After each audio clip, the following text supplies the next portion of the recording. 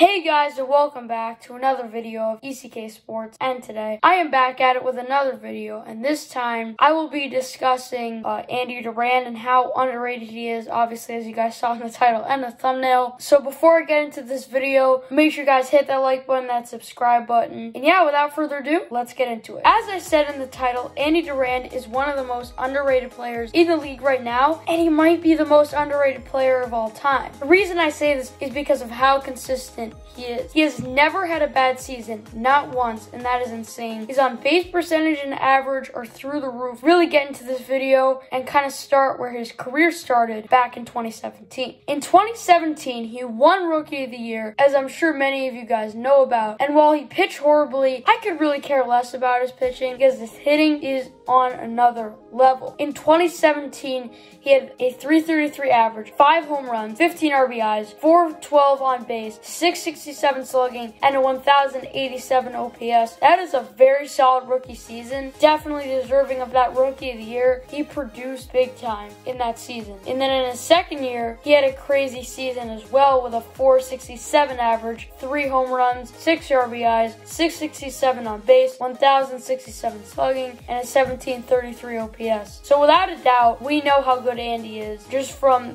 the first 2 seasons. Going into his 3rd season in 2019, as I'm sure a lot of us know, he went to the Eagles. I'm not exactly sure why he went to the Eagles, but I think it was because that he was upset about the Cobras not winning the World Series or something like that, but I really don't know. In 2019, he had an average of .333, home runs at 3, RBIs at 12, 444 on base, 762 slugging, and a 1202 OPS. You can see the theme here. Andy is so consistent, and that's really the main point of this video. Going into 2020, he obviously had 3 great seasons, but 2020, some would argue, was his best yet, mostly on the power side. He had .267 with 5 home runs, 16 RBIs, a .450 average, 644 slugging, and a 1094 OPS. He carried the Cobras hitting in 2020 because Drew had a down year and Sean was not close to his 2019 performance. And last but not least, in 2020, he hit .412 with 1 homer, 6 RBIs, a 500 on base, 526 slugging, and a great OPS, as he always has had, of 129. Now that I've gone over all the statistics, you can just see how dominant he is. There are a couple things. He's never had an on base percentage below .412, average below 267, and an OPS below 1,029. If you put all those stats like into one, or just into one season, that's all really good. Like to hit for 267, .412 on base, and at 1,029 OPS,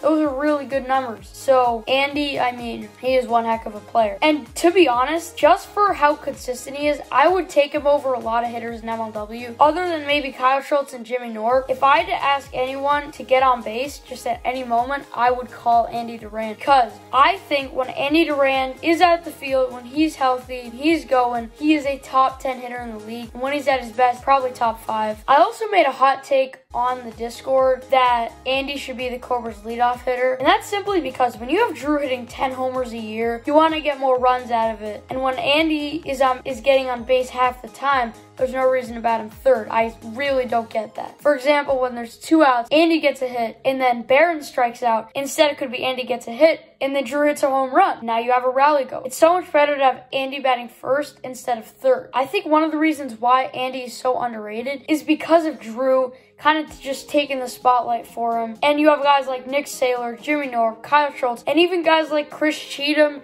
Alec Warda, Brendan Zerlag take attention away from him. Honestly, if I had to choose one hitter, so we have to get to the unfortunate part of Andy Durand. There is a huge issue with Andy, and that is how much he comes to the field. You know what they all say, your best ability is your availability, and Andy just doesn't show up to the Meadows as much as other players do, and as much as he really should to impact his team. From 2017 to 2021, his teams have played 75 regular season games, and Andy's only came to 45, which means he's missed 30 games. Those 30 games could have meant a lot to his teams. That could have, I don't know, made the Cobras the 1 seed one year possibly. That could have made the Eagles even be better than they were in 2019, or maybe have the Eagles, actually win the championship. You never know. Now, I will give him a pass for the 9 games he missed in 2019, since he had an eye injury. He did come back later in the year, though. He's only played a full season once in his career, and for a guy that's really the spark plug on the Cobras. I mean, without Mitch Marvin and Jack Krause, they just don't have anyone on their roster that can replace him. So when you're missing those 2017 and 2018 games, that's okay. But now it's really more of an issue because there's no one to replace him. I know Sean's been good at points, but he's just so inconsistent. And in 2021, the Cobras were 3-6 without Andy, and that includes their playoff series. And with Andy, they were 5-4.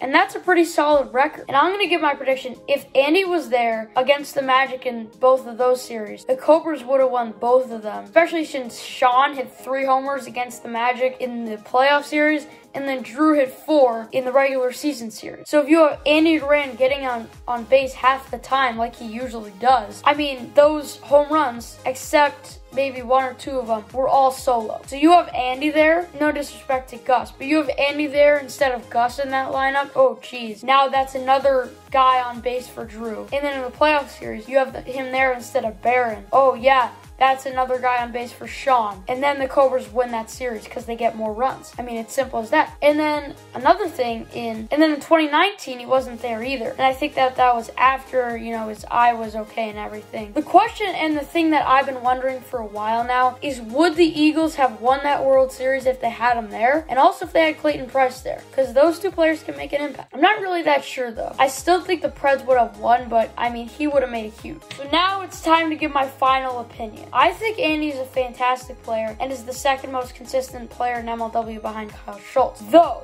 with that being said, I think that he does play football, and that kind of impacts why he's not playing that much. And overall, he's a fantastic player. Second most consistent player in the league. Gets on base at a crazy rate. He hits the ball hard. He hits the ball well. He hits home runs. Yeah, the truth is he just doesn't play that many games, and that can affect his team when he's not there. It also affects, you know, his status as a player. Like, for instance, if you're planning to have Andy on your team and then you just don't have him, that's kind of a hit to your team. Now, for what I'm going to say at last, I think Andy's a great player. Maybe if he can show up to a little bit more of the games next year, then the Cobras can be better and he can be better himself. So yeah, that's going to do it for this video. If you guys enjoyed this video, make sure you guys hit that like button and that subscribe button. And I'll see you guys in the next one. Peace out.